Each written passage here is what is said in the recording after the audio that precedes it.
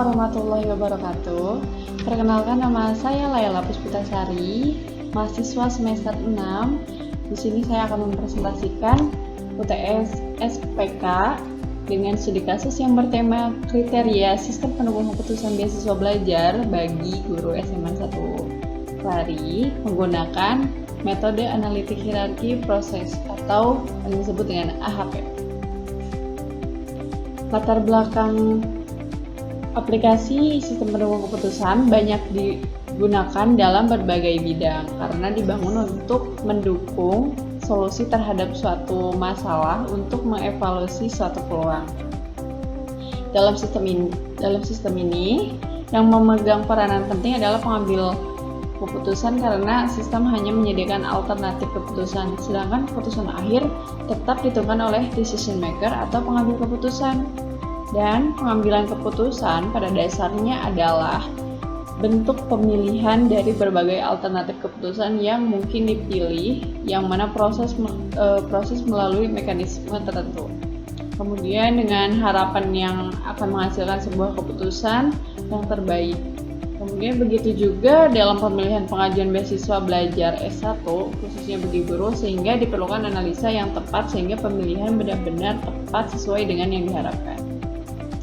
Tujuannya, berdasarkan dari latar belakang di atas, maka tujuan dari kegiatan studi kasus ini adalah sebagai berikut. Yang pertama yaitu untuk merancang program beasiswa bagi guru di SMA 1 Kelari tersebut agar menghasilkan informasi yang cepat, tepat dan akurat. Yang kedua, agar hasil penelitian studi kasus dapat dimanfaatkan dan digunakan oleh instansi sebagai referensi dasar untuk mengambil solusi dari permasalahan yang ada.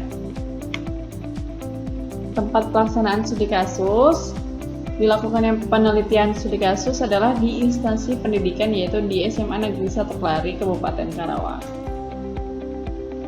Untuk metodenya, saya menggunakan metode AHP atau Analytical Hierarchy Process. Metode ini dikembangkan oleh Prof. Thomas Lorenzetti pada tahun 1998 dari Wharton Business School untuk mencari ranking atau urutan prioritas dari berbagai alternatif dalam pemecahan suatu permasalahan. Dalam kehidupan sehari-hari, seseorang senantiasa dihadapkan untuk melakukan pilihan dari berbagai alternatif. Diperlukan penentuan prioritas dan uji konsistensi terhadap pilihan-pilihan yang telah dilakukan. Dalam situasi yang kompleks, pengambilan keputusan tidak dipengaruhi oleh suatu faktor saja, melainkan multifaktor dan mencakup berbagai jenjang maupun kepentingan. Pada dasarnya, AHP adalah suatu teori umum tentang pengukuran yang digunakan untuk menemukan skala rasio baik dari perbandingan berpasangan yang diskrit maupun kontinu. Perbandingan-perbandingan ini dapat diambil dari ukuran aktual atau skala dasar yang mencerminkan kekuatan perasaan dan frekuensi relatif. Jadi untuk metode ini bisa digunakan dalam kehidupan sehari-hari juga, teman-teman. Kemudian metode penelitian. Pengumpulan data dilakukan sebagai tahap awal analisa untuk mengidentifikasi masalah dan analisa kebutuhan. Adapun pengumpulan data yang dilakukan, saya menggunakan 3, yaitu yang pertama dengan studi pustaka, penulis mempelajari buku-buku serta materi-materi yang sekiranya mendukung penelitian dan memberikan informasi yang memadai dalam menyelesaikan penelitian ini. Yang kedua, saya melakukan wawancara. Pengumpulan data dilakukan dengan melakukan tanya jawab dengan petugas bagian pelayanan administrasi pemberian beasiswa.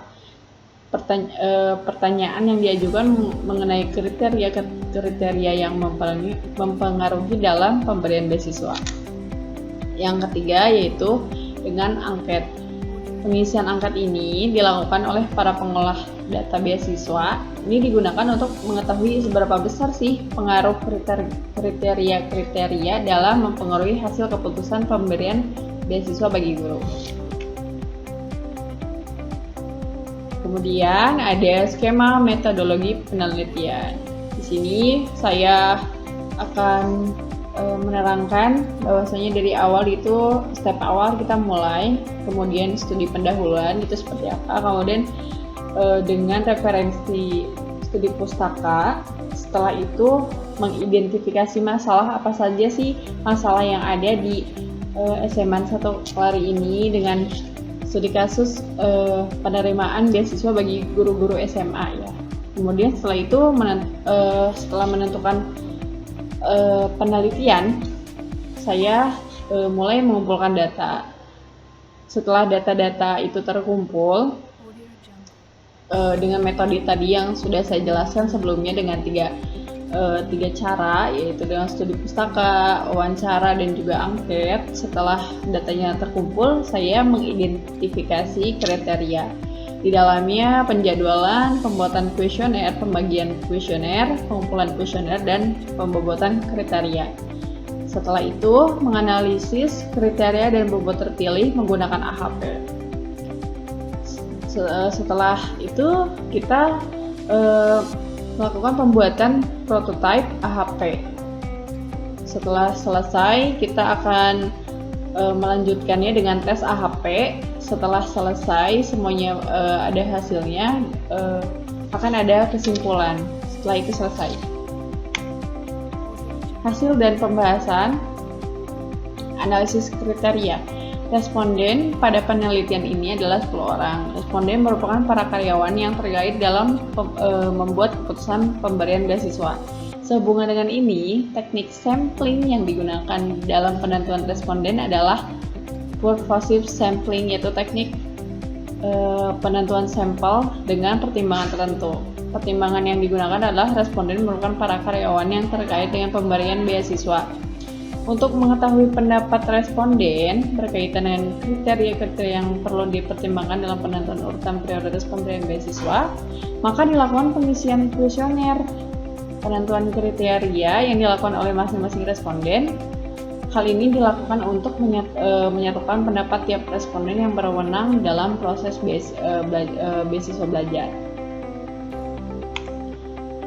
Nah, di sini itu ada kriteria-kriterianya, ada 10 kriteria. Yang pertama IPK, kemudian WNI berdomisili di Karawang, kemudian yang ketiga terdaftar sebagai mahasiswa S1, yang keempat bidang keilmuan merupakan program unggulan, yang kelima lama bekerja atau pengabdian sebagai guru, yang keenam mempunyai prestasi kerja, yang ketujuh mempunyai sertifikat pelatihan pengembangan diri, yang ke-8 yaitu umur, yang 9 surat rekomendasi dari sekolah setempat, dan yang ke-10 tidak menerima beasiswa dari pihak yang lain. Di sini keterangannya untuk warna biru bisa kita lihat STP atau keterangannya sangat tidak penting. Untuk warna merah TP yaitu tidak penting.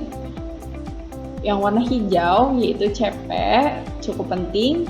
Yang warna ungu P dengan keterangan penting. Kemudian yang warna biru muda yaitu SP dengan keterangan sangat penting. Kemudian perhitungan menggunakan AHP. Dari data di atas lalu dilakukan pengolahan data menggunakan metode analitik hierarki proses atau AHP. Berikut adalah struktur hierarki pengambilan keputusan. Di sini kriterianya itu dari C1 sampai C10 itu penerima beasiswa belajar bagi guru. Nah, kriteria ini C1 sampai C10 yaitu adalah kriteria yang sudah dibagi tadi, yaitu IPK, domisili, terdaftar sebagai mahasiswa, bidang keilmuan, lama bekerja, prestasi kerja, sertifikat pengembangan diri, umur, surat rekomendasi, dan status penerimaan beasiswa. Di sini C1 misalkan dari guru 1, 2, 3, C2 yaitu guru 1, 2, 3, yang ketiga C3 guru 1, 2, 3, dan seterusnya. Setelah strukturnya terbentuk, kemudian dilakukan perhitungan bobot kriteria. Nilai bobot ini diambilkan dari hasil kuesioner yang dibagikan kepada petugas yang berwenang menangani masalah beasiswa tersebut. Jadi kuesioner ini dibagikan oleh petugas ini kepada guru-guru gitu kan. Kemudian setelah itu pada data tabel di atas, kemudian kita akan membuat matriks perbandingan berpasangan antara kriteria weight sama dengan bobot. Nah, di sini tabel 1 bobot kriteria yaitu ada kriteria dan nilai. C1 bernilai 48, C2 bernilai 15, C3 bernilai 39, C4 bernilai 30, C5 bernilai 33, C6 34, C7 25, C8 39, C9 39, dan C10 43. Nah, dari data di atas diubah menjadi matriks, yaitu tabel kedua kita ubah menjadi matriks berpasangan ya. Di sini sudah membuat matriksnya kolom C1 sampai C10. Setelah itu kita akan membuat tabel yang ketiga yaitu matriks berpasangan.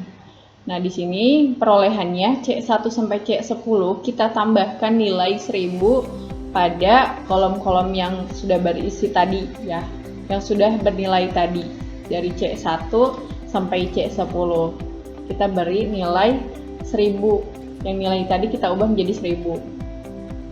Nah, setelah itu setelah matriks berpasangan, yaitu kita akan merubahnya perkalian matriks. Dari matriks di atas dilakukan perkalian matriks diperoleh dari data sebagai berikut ya.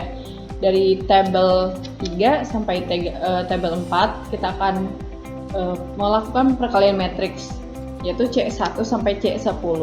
Data yang tadi 1000 ini, angka 1000 ini akan kita ubah menjadi 10.000. Diubah menjadi 10.000.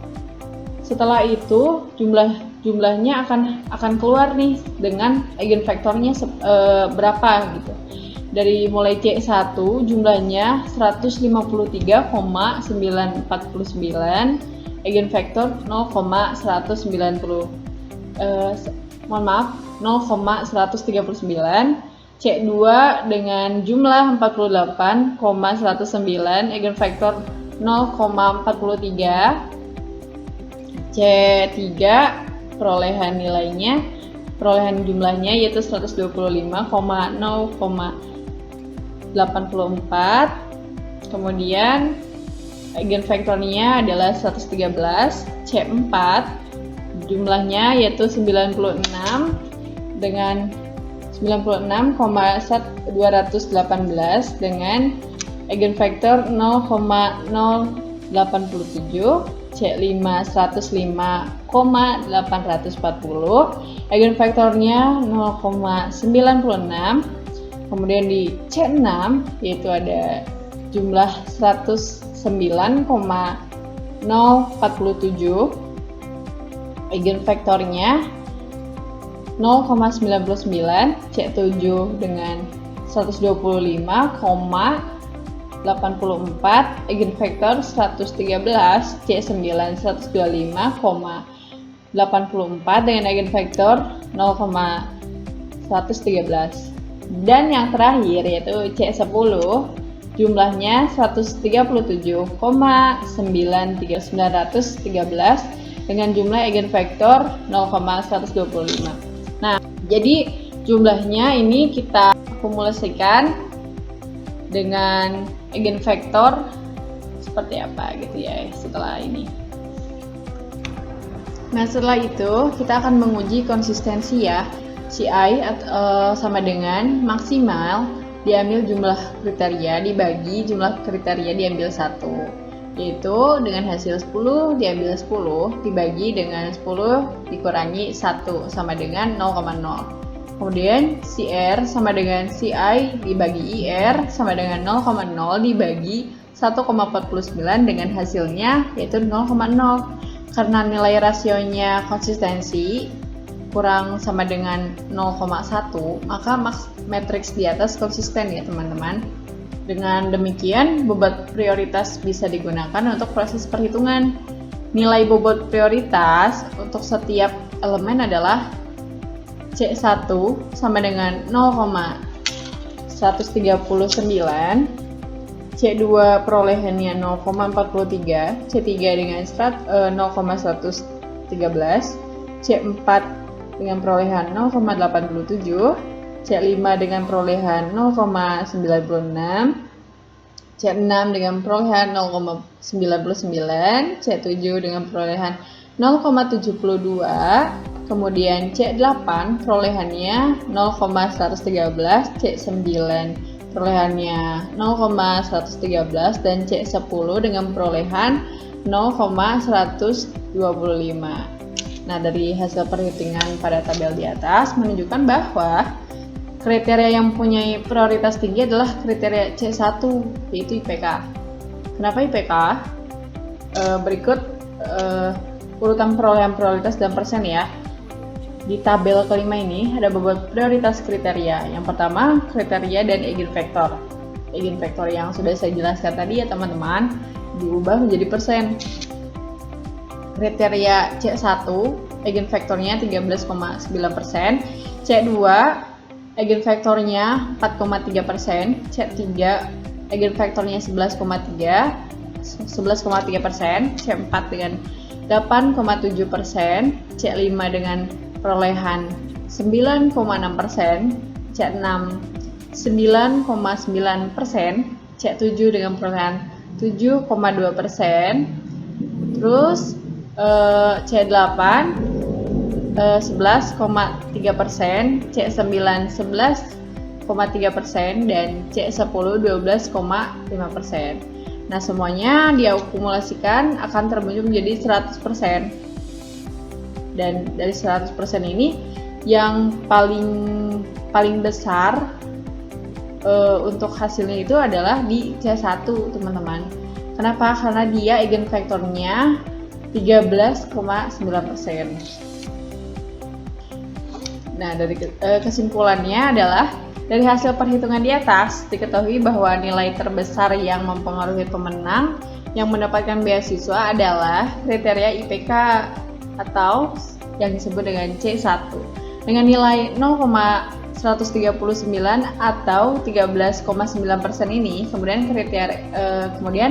kriteria kedua yang mempengaruhi adalah kriteria status beasiswa tidak menerima beasiswa dari pihak lain, yaitu sebesar 0,125 atau 12,5%, yaitu ada di C10, teman-teman. Terus hasilnya perhitungan kriteria ini akan digunakan lagi untuk menghitung prioritas pemberian beasiswa dari masing-masing pemohon, sehingga didapatkan urutan ranking dari semua pemohon beasiswa belajar. Ya, jadi itulah kesimpulannya. Apa yang sudah saya terangkan, yaitu untuk kriteria yang paling besar yaitu ada di C1, seperti itu. Dan sekian dari presentasi saya. Mohon maaf bila ada kesalahan. Terima kasih sudah memberikan waktunya untuk mendengarkan. Wassalamualaikum warahmatullahi wabarakatuh.